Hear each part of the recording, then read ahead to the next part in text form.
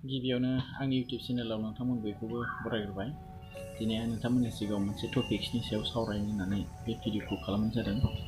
दा बेनिखायनो नोंथांमोना आंनि दिनैनि जि भिडिअ बेखौ फार्स्टनिफ्रायनो जोबजासिम नायलांदो। आं दिनै नोंथांमोननि सिगाङाव जाय टपिक्सनि सायाव भिडिअ खालामनो नागिरदों बे जाहैबाय जोबोद इजि, जोबोद जोंनि सानफ्रामबोनि जिउ खुंनायाव नांनाय जि सोदोब बेखौ जोङो सावरायनो नागिरदों। दा नोंथांमोना बेनिखायनो भिडिअखौ जोबजासिम नायलांदो।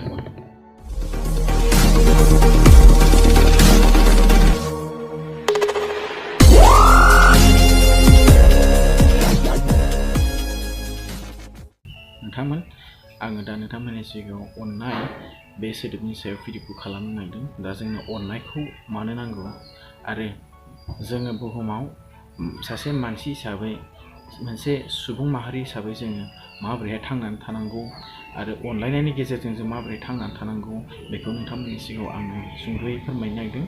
दा बेनिखायनो नोंथांमोना आंनि दिनैनि जि भिडिअ बेखौ फार्स्टनिफ्रायनो जोबजासिम नायलां। नोंथांमोन जि अननाय बे सोदोबनि जि एन्सार एबा जि डिफिनेसन बेखौ जोङो फंसेल' रावजों बुंनानै फोजोबनो हाया।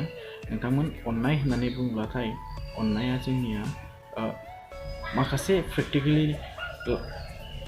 बिथिङाव जोङो बुंनो थाङोब्लासो जोङो बेनि जि डिफिनेसन बेखौ जोङो क्लियार जानो हायो।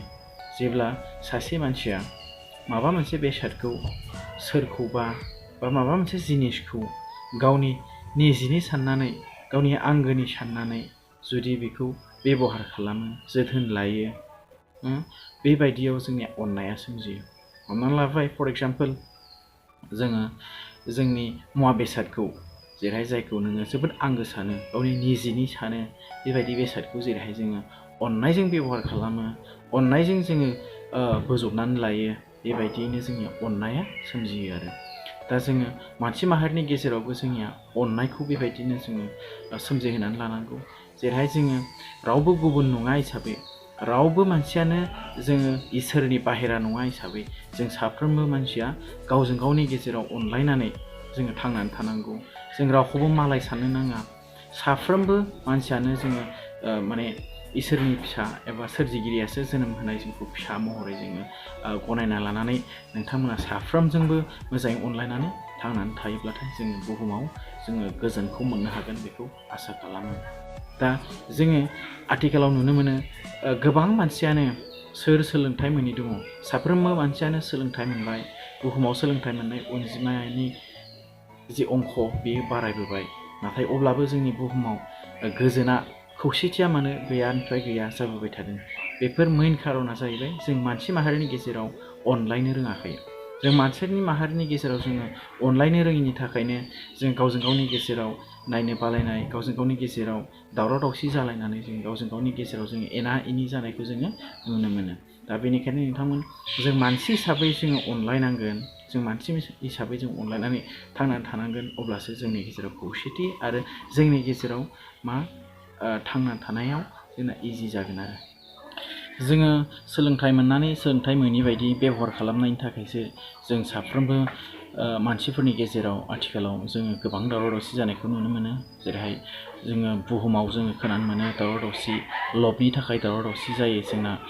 सोरबा हादोरा गुबुन मोनसे हादोरखौ लब खालामनानै बेखौ एटाक खालामनो नागिरनायनिफ्राय जोंहा मा जायो, जोंनि बुहुमाव दावराव दावसि सोमजियो। सोरबा धोरोमारि बिथिंखौ लानानै दावराव दावसि खालामो। बेबायदियाव जोंना गोबां मानसिफोरनि गेजेराव एना एनि साननाय, गावजों गावनि गेजेराव नायनो बालायनाय बेबायदिया सोमजियो। आरो जोंनि गेजेराव जि अनलायनांगौमोन, जि अननाय थानांगौमोन, बेफोरबायदि अननाया जोंनि गेजेराव गैया जालाङो। दा बेनिखायनो आं नोंथांमोनखौ खावलायदों जोङो अनलायनानै थानांगोन। जोङो जेखि धोरोमारिनि मानसियानो जायाथों मानो साफ्रोमबो जोङो सासे इसोरनिनो फिसा होननानै जों हमनानै ला। जों सापस जोङो जोंनि बिफा बा बिमाया जोंनि इसोरानो होननानै हमनानै ला। जिहेथु जों रावबो इसोरखौ नुवाखै, बेनिखायनो जों मानिनानै लादो जे जोंखौ सोरजिग्रा जायखिजाया माबा मोनसे बिफा एबा जायखिजाया माबा मोनसे इसोर दं होननानै जोङो बेखौ नोंथांमोना साननानै लादो। आरो बिथाङा बुंनाय बायदि, बिथाङा जि बोसोन होदों बा इसोरा जि जोंनो बोसोन होदों, बेबायदि बोसोन हिसाबै जोङो फालिलांबाय थायोबानो जोंनि गेजेराव जोङो जेबो दावराव दावसि जानाय नङा बायदिखौ आङो सानो।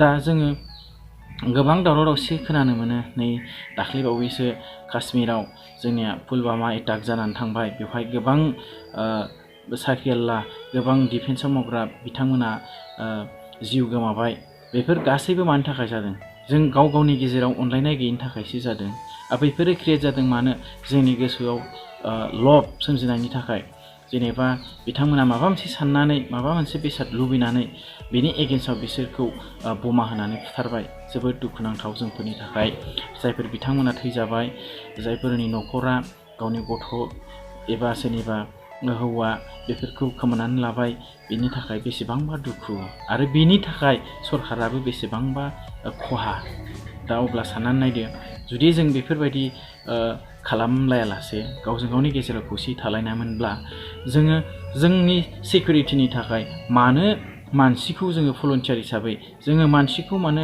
डिफेन्स हिसाबै जोङो बाहायनो गोनांमोन मानो सिपाहि हान्जानि गोनांथि दंमोन जोंनि गेजेराव जों जुदि गावजों गाव बुजिलायनायमोनब्ला जों गावजों गाव अनलायनानै जुदि थानायमोनब्ला जोंखौ जों हेफाजाब होनो थाखाय जोंखौ जों सिकिउरिटि होनो थाखाय जोंनो मानो पुलिस मिलिटारि मानो आर्मि सिआरपिनि गोनांथिमोन जेबो गोनांथि गैयामोन रावबो जुनारा फैनानै जोंखौ एटाक खालामाखै रावबो आथिं थोंब्रै जुनारा फैनानै जोंखौ एटाक खालामाखै माथ्र एटाक खालामदों माया जों मानसिसो एटाक खालामलायदों दा अब्ला जोंनो बेफोरखौ नाङा जोङो मानसि हिसाबै हिउमेनिटिखौ बुजिलायनानै जों साफ्रोमबो गावजों गाव गोरोबलायनानै थानो नाजायोब्ला जोङो आर्मि पुलिस मिलिटारिनि गोनांथियानो गैया मोनफ्रोमबो हादोरावनो बेफोरखौ नाङा जागौ दा बेखौ नोंथांमोना बुजिलाय दा जोङो साफ्रोमबो जों अनलायनानै थांनानै थानांगोन जोङो अनलायनानै थांनानै थायोबासो जोङो माने बुहुमाव गोजोनै थांनानै थानो हागोन आरो आं नोंथांमोननि सिगाङाव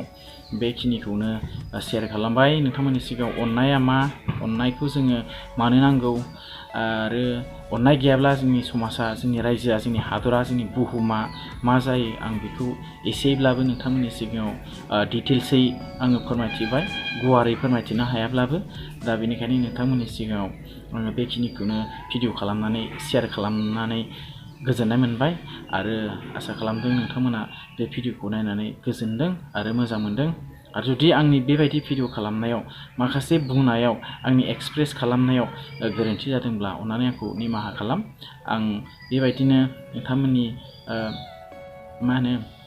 नोंथांमोननि साननाय बायदि माखासे बिथिङाव आङो भिडिअ खालामगोन आरो नोंथांमोना आंनि जि चेनेल बेखौ साबस्क्राइब खालाम जाहाथे इयुनाव बेबायदिनो आङो गुबुन गुबुन रोखोमनि भिडिअ आपल'ड खालामनानै होयोब्लाथाय नोंथांमोना थोंजोङै नायनो हायो लोगोफोर गासै गोरोन्थिफोरनि थाखाय आङो निमाहा बिबाय आंनि बुंनायफ्राव आंनि रायज्लायनायफ्राव आंनि एक्सप्रेस खालामनायफ्राव माखासे गोरोन्थि जादों जानो हागौ मानोना आंबो गोदान इउटिउबारसो बेनिखायनो आंनि बुंनायफ्राव एसे गोनो गोथो जायो बेफोर गोनो गोथोफोरखौ नोंथांमोना जेबो सानालासे नांगौ मेन पइन्टफोरखौ नोंथांमोना बुजिनानै लाबानो जाबाय आं बेखिनिखौनो बुंनानै आंनि दिनैनि जि भिडिअ बेखौ बेखिनियावनो फोजोबनाय जाबाय गोजोन्थों नोंथांमोन जै बर' हारिनि